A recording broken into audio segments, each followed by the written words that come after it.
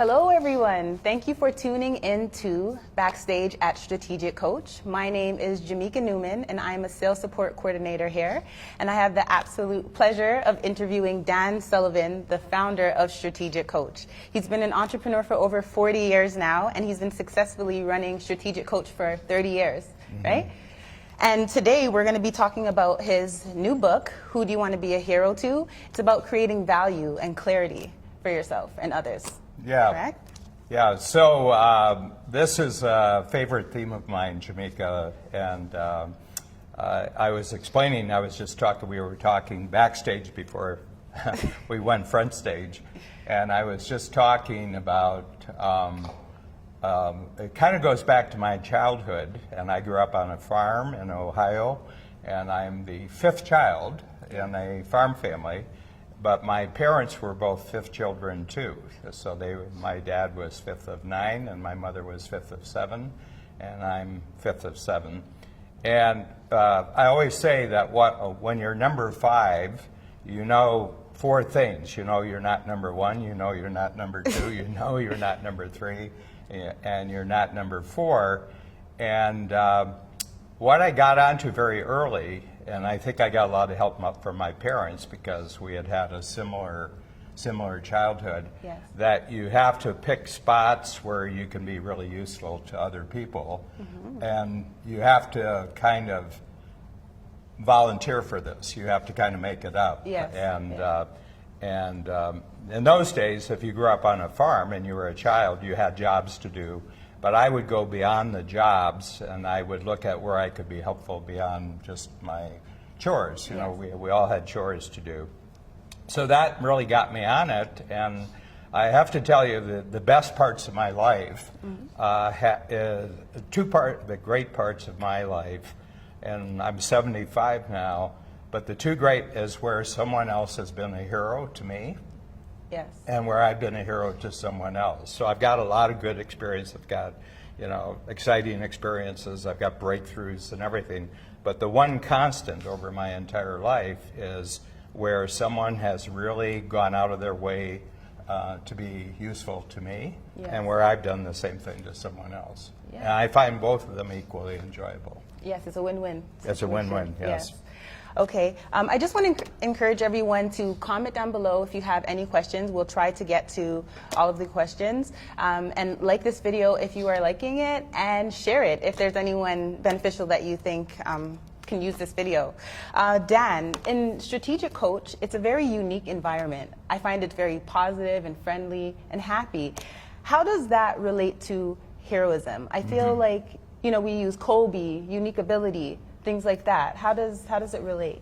Well, I'll talk about Coach specifically because those of you who don't know about Strategic Coach, it's a lifetime coaching program for very successful entrepreneurs. Yes. So these are entrepreneurs who are very intelligent, they're very creative, they're very talented, and they're very ambitious. And they were that way before they came to Strategic Coach. So they didn't learn any of those things at Strategic Coach. They were always that way. But what we've worked out is a way of getting them very clear, very capable, and very confident just for the next 90 days. Yes. And put together a game plan, and then they come back every 90 days or with a group of entrepreneurs. And every 90 days, we give them new thinking tools about thinking about their future. But I just want to explain, first of all, because the word hero really means something different in 2019 than it did in the 1940s when when I was born, 1940s, 1950s, when I was growing up. And so there's 2 types of being a hero. And I'm going to tell you one that we're not talking about. Okay. And it's the kind of heroism you see in the movies, you see on Netflix, you see, you see it in, if you're a novel reader. Superheroes. Superheroes, yeah. And it's almost like you're an observer of someone else's heroism. And there's one thing about all these heroes. There's a crisis that they're responding to. Yes. And when you, in the daily news, when you hear about someone being a hero, it's always in response to some sort of crisis, you know. Yeah. And so that's not what I'm talking about. I'm not talking about it being a hero in a crisis, but where you observe, so that's called reactionary hero, because Yes. you're reacting to something that you didn't create. You just have to, you know, you just decide that you're going to be kind of save the situation or save the day.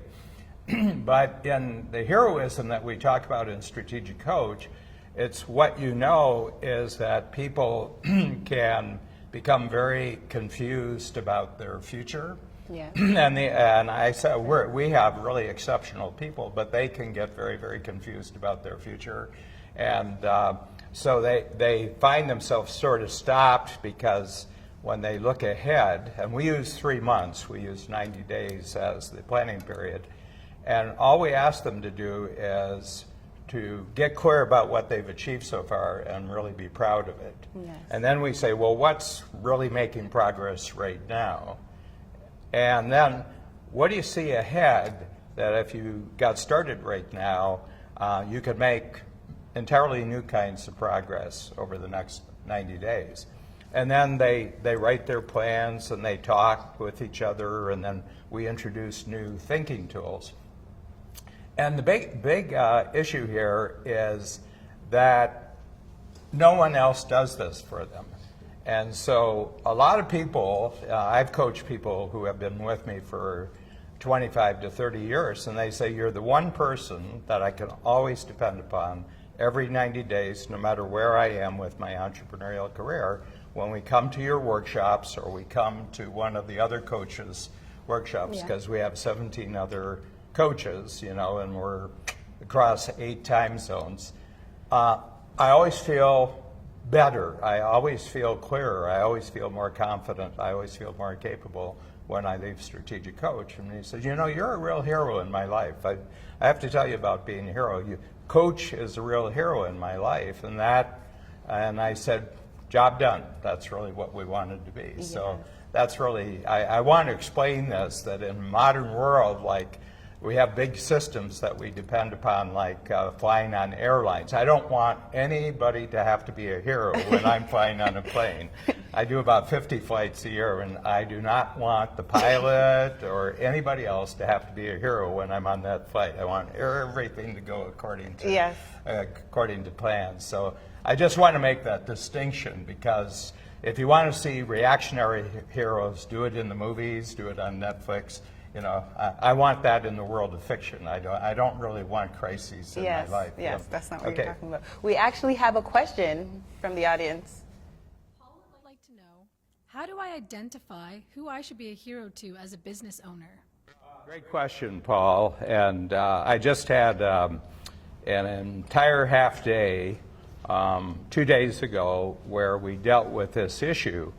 And first of all, you know, it's not who you should be as a business owner, but you as an individual, just based on who you really want to be a hero to. You ask yourself, if I made a list of people I want to be a hero to, and just as a person, not as a business owner, because business owner is actually secondary to your just being a person. Yes. So who is it in your life right now that you want to be a hero to? And I give them about 3 minutes just to brainstorm, and everybody comes up with 7 or 8 different, different, either an individual or a type of person, so it could be a customer or a client. And then you just rank them. So you brainstorm first, and then you rank them. And then I've got a way of saying, well, of the list, who is absolutely the most important person that you want to be a hero to? And the truth is, in the room I had 65 entrepreneurs in,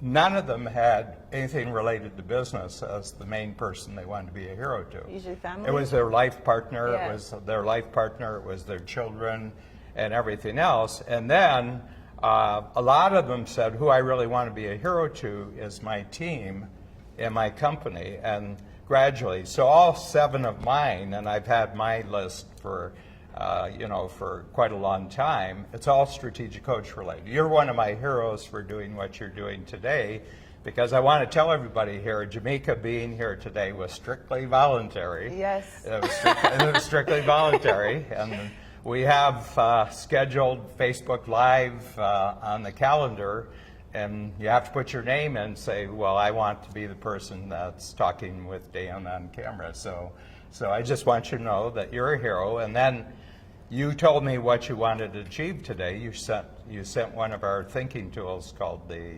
Impact Filter. And so I said, now I know how I can be a hero to Jemika. Yes. Yeah, so this is my job, is actually to be a hero to you, because just by doing what you're doing, you're being a hero. But back to Paul.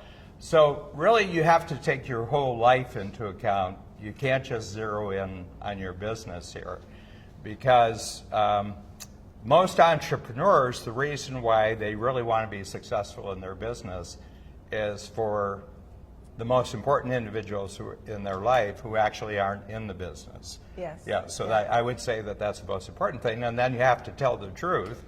And one of the I want to tell you, there's something that really surprises people, that they're spending an enormous amount of their life working for people they actually don't want to be heroes to. That's true. Okay? Yeah. And that really causes a lot of strain in their life. And this is for cash flow reasons or whatever reasons. So we have a whole thinking process, and we have the book, and the book tells you how to think this through. And you will be able to get a download ebook version of this book if you sign up. If you sign up at the end of Facebook Live. Yes.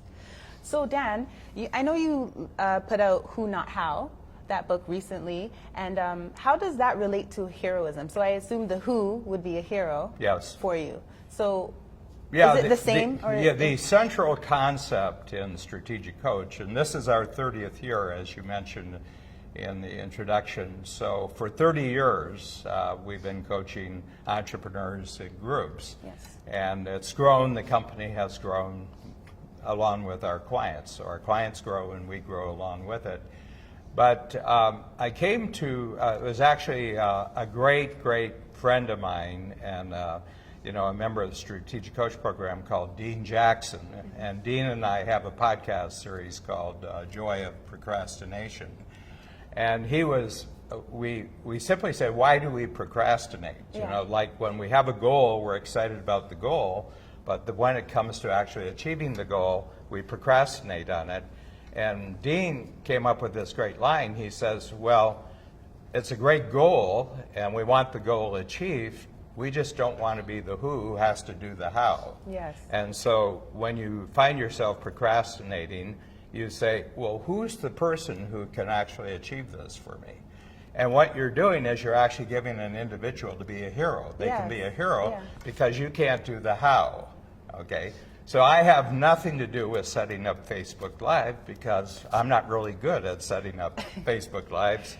So you can't see them, but we have a whole team here today that actually sets this up, and all you had to do and all I had to do was walk in today and, look like we're reasonably comfortable, on camera. And then when we're finished, the team takes us and they get it out across the internet. And but they're the who's who do the how. So the key to business, and I think this goes back to Paul's question, which has a lot of different dimensions to it, is that the most important people, Paul, just talking about your business right now, is really when you set a goal and you don't want to do the activity to achieve the goal, then you identify the who's who will actually do the activity, and they'll love to do the activity.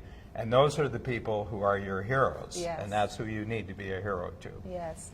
We have another question from the audience. Lou would like to know, how does a hero think about their flaws? Well,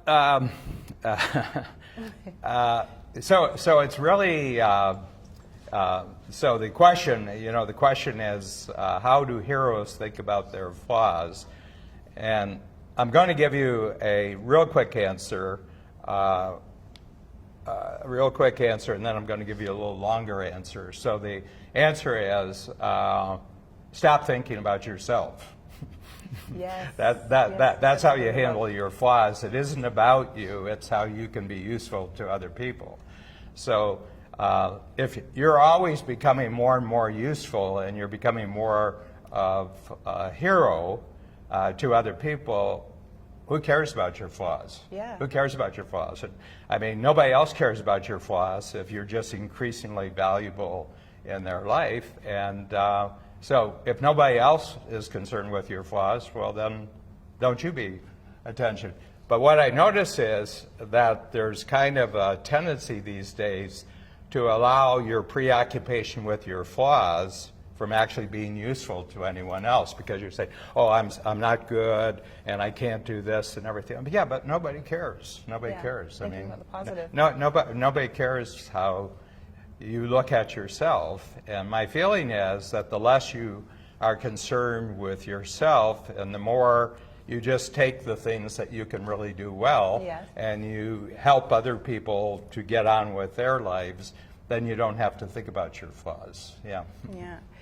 So Dan, when you're being a hero to someone throughout your lifetime, is it possible for that to change? Like, does someone change who they want to be a hero to? Or throughout continually. And so I have a kind of 7, and I'll give you Babs, who's my partner in life. We've been married for 33 years, and she's my partner in the business. And without the teamwork that I have with Babs, there isn't any Strategic Coach company. I could not have done this on my own. And she's the number one hero in my life, and I'm the number one hero in her life. And we're very clear about that. And then I have particular individuals in Strategic Coach that I work with on a daily basis. And so I coach workshops, I do Facebook Live, I do podcasts, I do videos, I write books. And it's those individuals who every day are just allowing me to do what I love doing most, and everything else is handled. So I'm a make-it-up person. They're the make-it-real people. And then there's people who make things recur. They make things recur. And I'll give you an example. Rachel, who is actually the producer of this program, she's sitting there and I'm looking at her. We did Facebook Live. We just decided we'd do Facebook Live, and the best we ever got was 8,000. Over about a 6-week period, we had 8,000 people download and look at the Facebook Live. And when Rachel came on board, the very first couple of weeks that she was here, she said, well, there's different ways of doing this. And our very first one, we almost went 5 times. We went to 35 to 40,000, and it was just because she knew something that we didn't know about that. Well, that she's a hero. She's a total hero. Well, same amount of work to do the thing, we get 5 times bigger results. So anyway, so Rachel, you're a hero. So how do you use heroism, the concept of heroism, to sort out opportunities? Yeah, well, that's the way you sort out opportunities. It's only an opportunity if you can be a hero in the opportunity, and who you're involved with in the opportunity, you want to be a hero to them.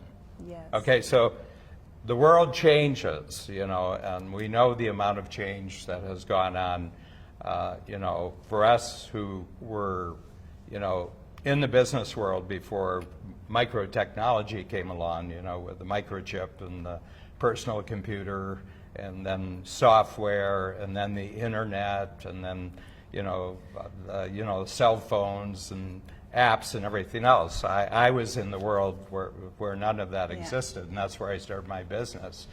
And people get confused by this technology because they think, well, I have to master technology, and I have to adjust to this, and I have to think about the products and services that are going to be most important. But this is all very, very unpredictable. It's very unpredictable. So it means you have to change yourself continually. But how you be a hero to other people can stay the same pretty much for your whole life. Yeah. But who you'll be a hero to will probably change. Yes. You know, Yeah. who I'm a hero to in my 70s is very different than who I was a hero to in my 30s and 40s. But I have to tell you, when I'm at my best, I'm a hero in pretty much the same way. I've always been a coach. You know, when I was 10 years old, I was talking to adults and asking them questions, and afterwards they say, you know, I never thought about that. She said, you know, this has been a really useful discussion. Yeah. You know, and I knew nothing, but I knew how to ask a question. But just asking people great questions about their experience, they get clear about their experience, and there's this burst of, you know, energy that they get, and they get a burst of confidence. Yes. I'm a hero to them. Yeah. We actually have another question from the audience. Samantha has a question. She says, Dan, you talk about how heroes attract each other. How does this work day to day? And how do we discourage approaches from those we don't want to be a hero to? Yes. Yeah. Yes. Yes. Stay away. Yeah. Okay. I've discovered that bad breath doesn't work. You know, like you know, there's no spray that works. Yeah. Well, you know, it's first of all, you have to tell yourself what's true. You know, I mean, and the thing is that I now probably spend 80 to 90% of my working life, and then I'll talk about my personal life, my working life, doing activities that I know make me a hero in other people's eyes. Yes. So I just filled up my time with hero activities, and then over the years, I've noticed that this works better with some people than other people. Mm-hmm. So, and Samantha, I totally understand your question, because earlier in my life, this tendency to really volunteer and help other people, I got really taken advantage of, where people would just take what I would give, but they wouldn't give anything back. Mm-hmm. So I've developed really, really sensors, and you can test in very, very small ways. You know, if you do something for someone and they just take it for granted and they don't show any appreciation, you don't want to be a hero to that person. There's kind of a back and forth, you know, it's like a back and forth that happens, that you do something for the person and the person in their own way does something for you. Yes. And it's kind of like a dance that goes back and forth, and the best relationships in our life is where it just goes on forever. Mm-hmm. You know, and that's Babs and me, and I think you know, it's just a joy every day, you know, to start the day with her, to go through the day and finish the day, and this is almost from the first time I met her in 1982. And it's just a real pleasure to be with her. So she's number one in my life. I'm the number one hero in her life, and she's the number one hero in my life. Amazing. Yeah. And everybody knows it. You know, I mean, Yeah. Everybody who's around knows. I love that. We actually have one more question from the audience. Great questions today. Yeah. I love these questions. Yeah. Luke would like to know, Dan, can you tell us your 3 favorite hero activities that you find work the best? Great question. I would say the number one, and this is a thinking tool in the Strategic Coach, and it's called DOS, okay? Yes. And there's a book we have which is called the Dan Sullivan question, okay? And the reason is because when I created this question, other people took the question, put their name on it, and I just said, wait a minute. Yeah. They were not my heroes. You know, they're not I could come up with your own question. But what I do is, with the entrepreneurs, I ask this question. I say, if we were having this discussion, it was 3 years from today, mm-hmm. okay, and we were looking back from 3 years, looking back to the present, what has to happen in your life over those 3 years, both personally, in your personal life, what has to happen, and professionally what has to happen for you to feel happy with your progress. Yes. Okay? Now, someone who does not want to have a relationship with me won't answer the question. They'll say, well, you know, we don't even know each other. I'm not going to give you that type of information. Well, they're not going to give me that information today, and they're never going to give me that information. They've made a judgment call that I'm not going to trust this individual. Yeah. But what I've noticed is if the person answers the question, it'll go on for an hour, hour and a half, because no one else has ever given them the opportunity to actually see their future in this way. And then I have 3 questions along the way. I say, well, what dangers do you have right now? In other words, what could you lose right now? Mm-hmm. A danger is where we feel that something we already have, we could lose it. Yes. You know, you can lose money, you can lose business, you can lose customers, you Relationships. relationships, you can lose opportunities. Yeah. And so they'll talk about their dangers, and I said, okay, what about your opportunities? What opportunities do you have right now that you want to absolutely capture over the next 3 years? And this is the gain. So dangers are about loss, and opportunities are about gain, you know. And so they get very, very clear. And then I say, now what strengths do you have already that you know you have these strengths, but you want to maximize them. You want to use your strengths more, and they answer that. And I'll just make notes. I says, do you mind if I write down and reflect back? And then at the end, I'll give them all their dangers, all their opportunities and strengths. I said, now which are the top 3? And they give the top 3. And I said, so these would be the most important things to get working on right now. And then, you know, I do that. So our whole program is essentially based on that initial question, where do you want to be 3 years from now? And I will do this. Sometimes I've done this with people who aren't in Strategic Coach, and I haven't seen them for 20 years. And I'll meet them, you know, I'll meet them at a social event, or I'll meet them at a conference. Yeah. And they said, you know, that day that we had that conversation where you asked me the 3-year question, he said, it totally changed my life. He said, wow, that was the most important conversation I've ever had in my life. Yeah. I didn't know that, but all for the last 20 years, this person said, that conversation and the things that you allowed me to see about my life and what was most important in my life, that was the most important conversation I've ever had. So that's the first skill. And then the other one is that I just, you know, Luke, just to finish the other 2, I just, with the people who are directly involved with me, I said, how could I make this person's life easier today? You know, and one of the things I do, in the sense that I don't do things that I don't like doing, I keep asking them, what is it that you don't like doing that we could get somebody else to do? And our whole company is based on not doing things that you don't like doing. Delegating. Yeah, delegating. Well, who, not how. It's not actually how. who, not how. It's not delegating, it's who, not how. Yes. Because the person who should do this activity loves the activity. You don't love the activity. So, great question, Luke. And so I didn't give you all 3 answers, but I gave you 2 of them. The first one is just allow people to get really clear about their future. And then the second one is see how you can help other people make their life easier. Yes. All right, everyone. So this is the end of our live broadcast here with Dan. Dan, thank you so much for this conversation. If you want to purchase Dan's new book, Who Do You Want to Be a Hero To? You can click on the link in our description. Thank you so much for being here. Like the video if you enjoyed it, and share it with your network. Thank you. Thank you. Jemika. Thank you. You're my hero. You're my hero.